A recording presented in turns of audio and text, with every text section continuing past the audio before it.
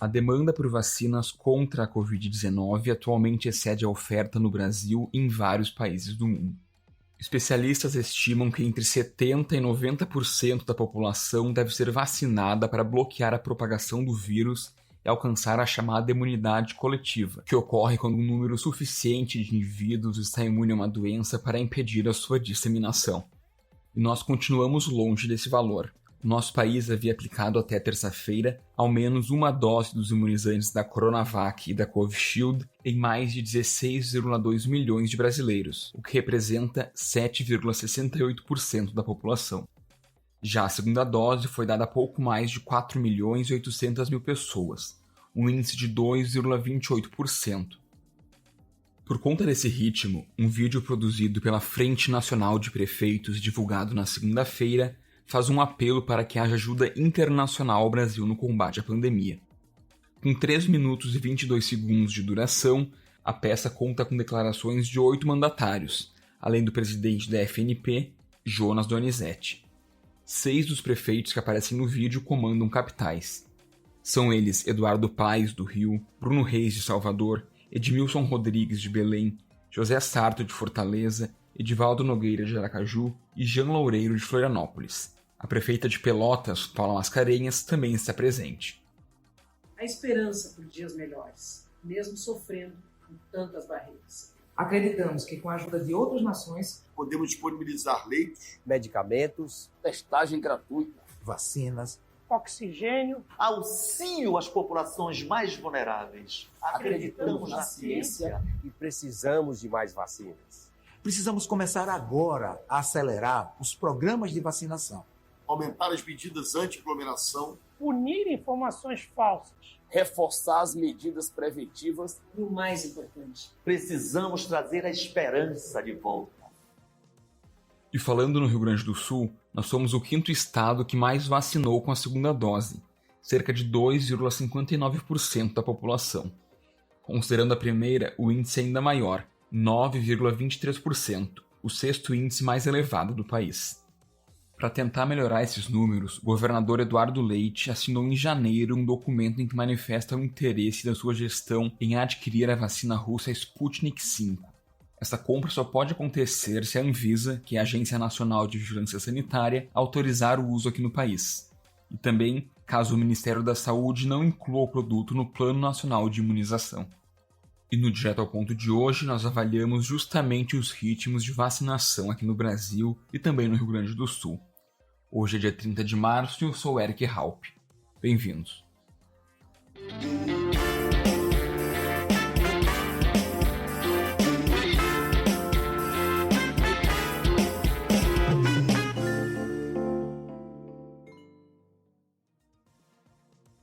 Nos últimos dias, Porto Alegre foi destaque internacional na luta contra o coronavírus, mas negativamente.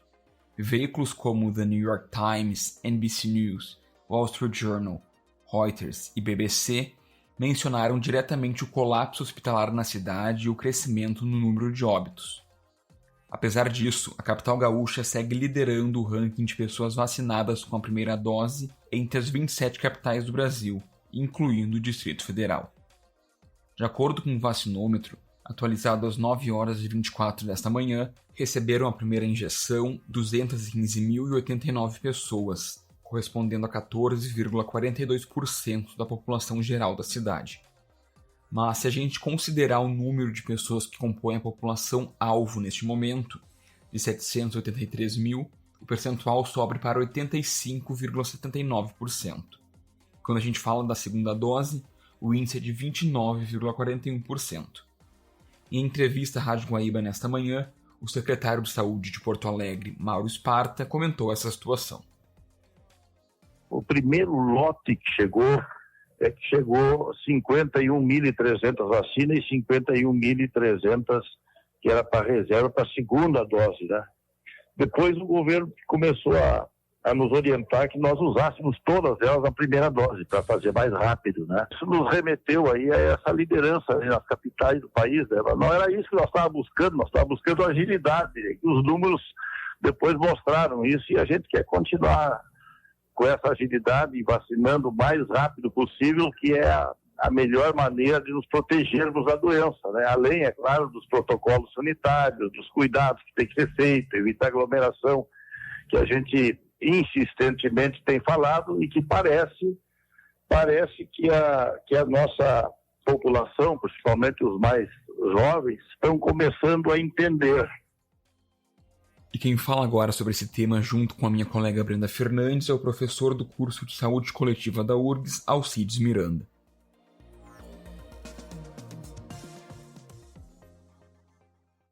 Professor, em primeiro lugar, muito obrigada pela disponibilidade de conversar comigo agora.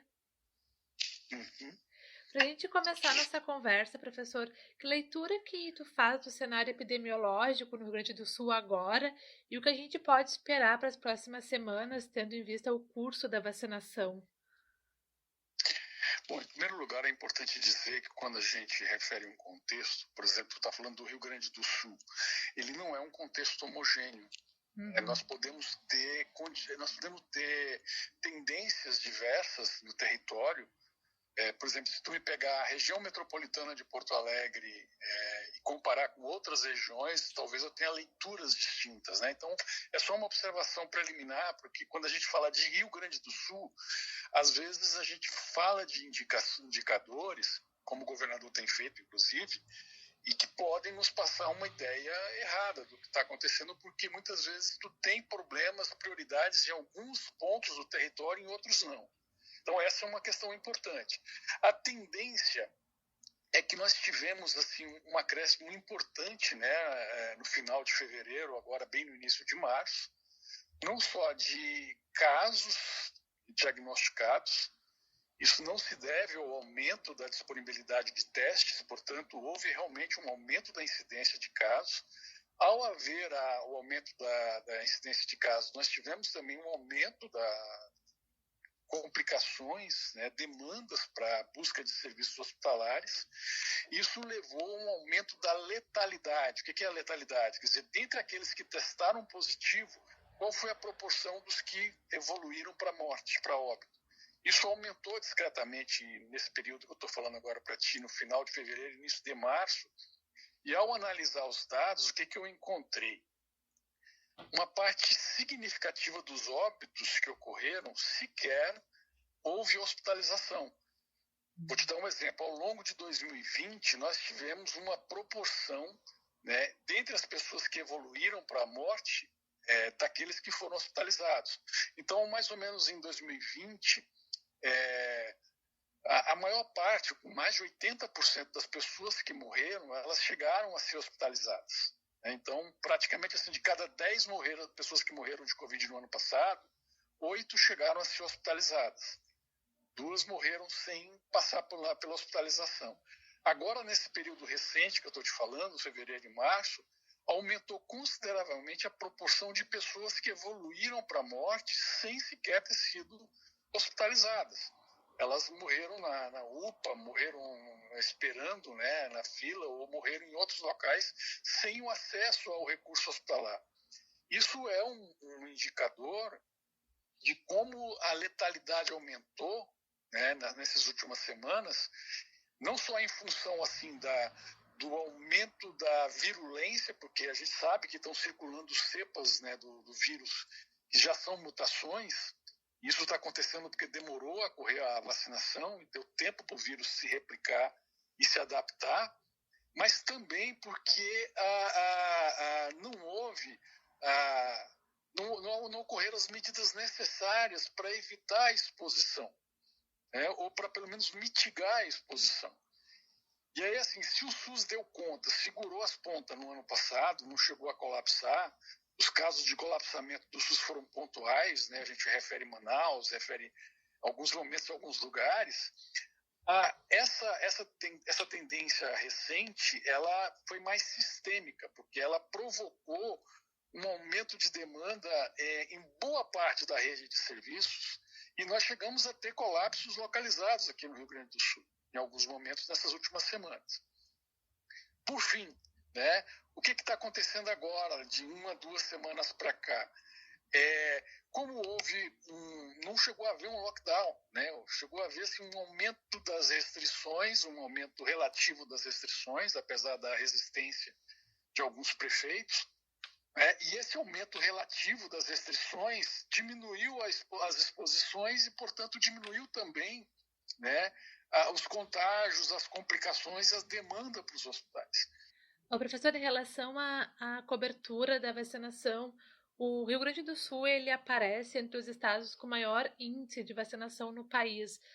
Como é que acontece isso? Porque todas as unidades federativas elas recebem a quantidade proporcional à sua população. E o que levou o Rio Grande do Sul a ocupar, então, esse lugar no ranking? Qual foi a estratégia? Primeiro, há uma exceção naquilo que tu disse. A distribuição ela foi proporcional, exceto o caso do Amazonas.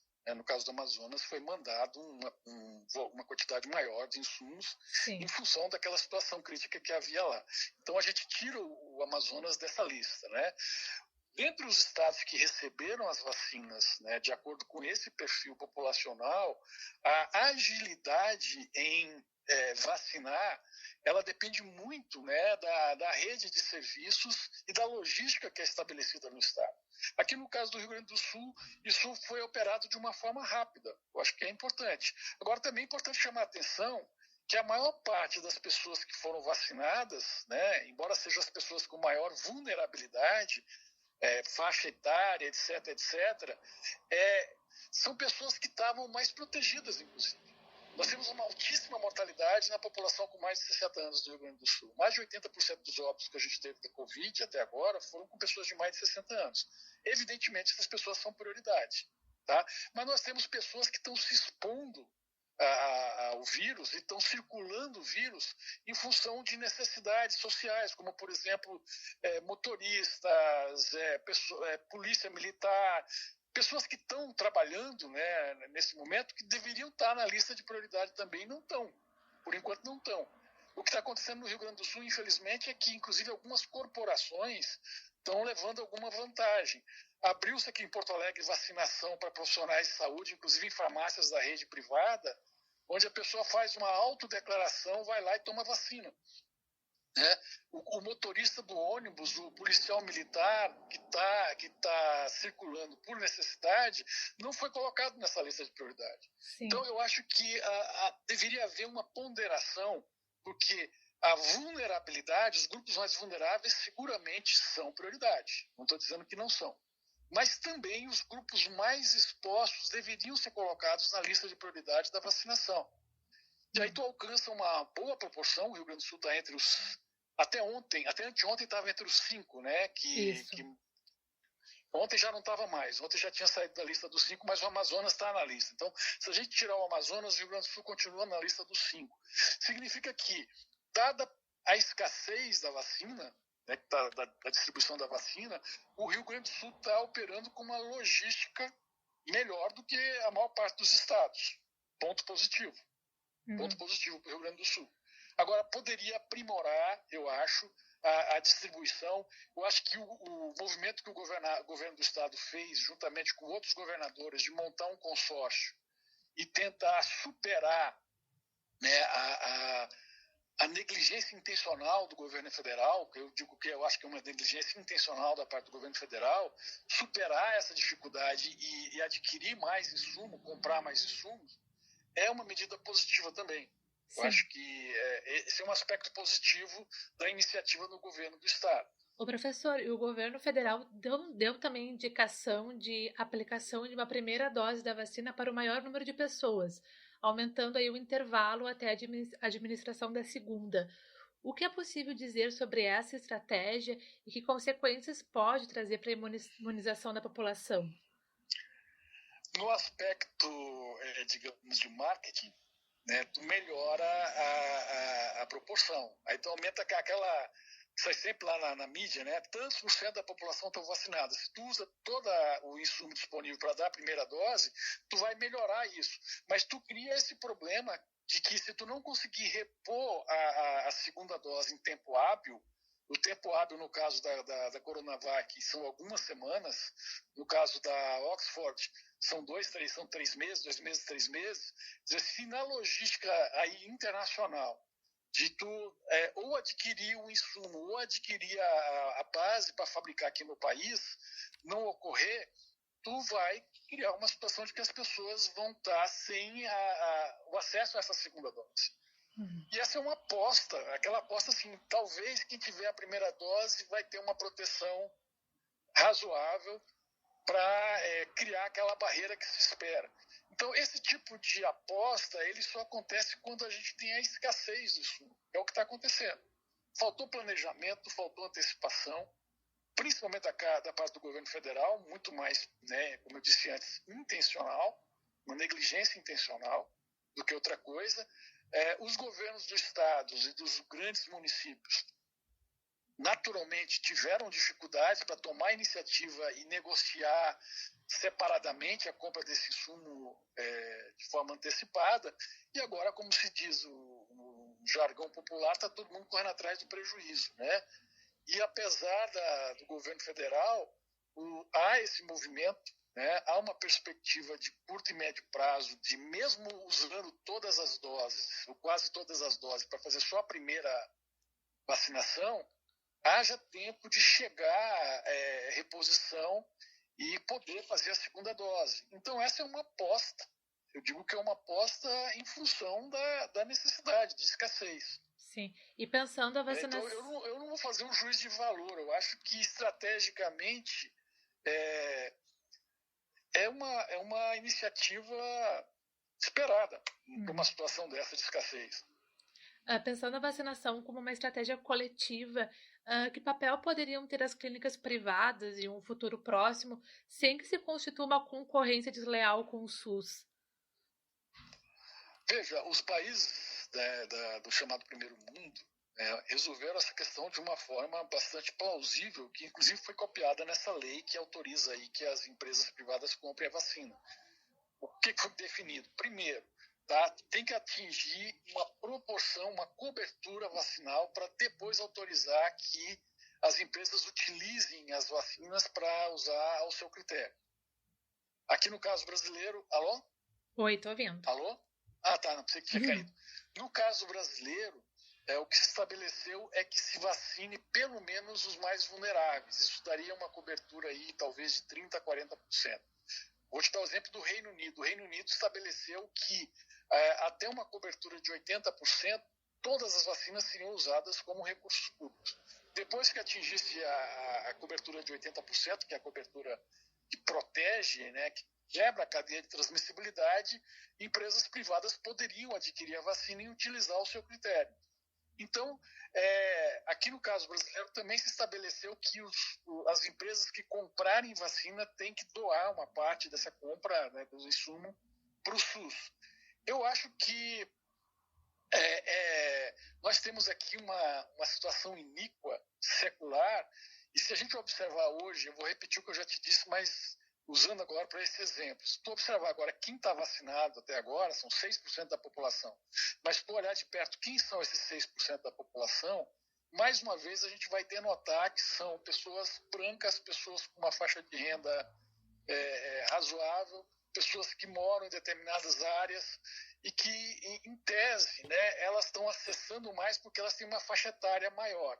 Mas elas têm uma faixa etária maior porque elas têm uma esperança de vida maior. As populações mais pobres, alguns perfis de população têm uma esperança de vida menor e não estão sendo vacinadas porque eles não conseguem chegar aos 80 anos, aos 90 anos, né? Então estão aguardando na fila para ser vacinado. Então isso reproduz as iniquidades. Se a gente autoriza que a iniciativa privada simplesmente adquira um insumo e o utilize ao seu critério, sem nenhum tipo de responsabilidade pública, nós estamos só reforçando esse perfil de iniquidade. Porque vai acontecer um pouco o que aconteceu ali naquele caso de Minas Gerais, que é um caso bastante expressivo para mim do que é o pensamento, muitas vezes, da elite no Brasil. Daqueles empresários que foram lá comprar a vacina em algum lugar, se trancaram numa garagem, vacinaram a si e aos seus familiares, inclusive pessoas que não eram de grupos vulneráveis, crianças e etc. Então, o que vai acabar acontecendo numa escala maior é isso.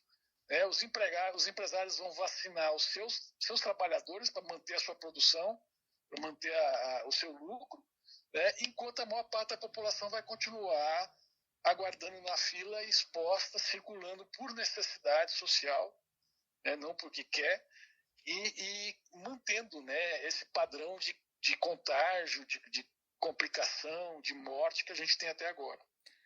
Para encerrar, professor, mesmo com as vacinas, quais tratamentos contra a Covid ainda teremos que buscar? Quando a gente fala de tratamento, a gente tem que ser bastante cuidadoso, porque assim, nós não temos nenhuma evidência científica do chamado tratamento precoce.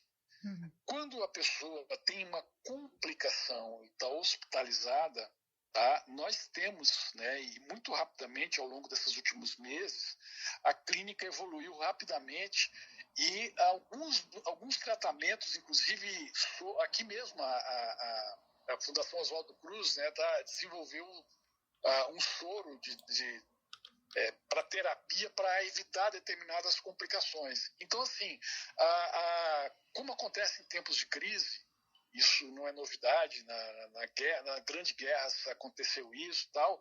A clínica ela precisa se adaptar sem abrir mão do método científico e avançar rapidamente para conseguir intervir de uma forma mais eficaz.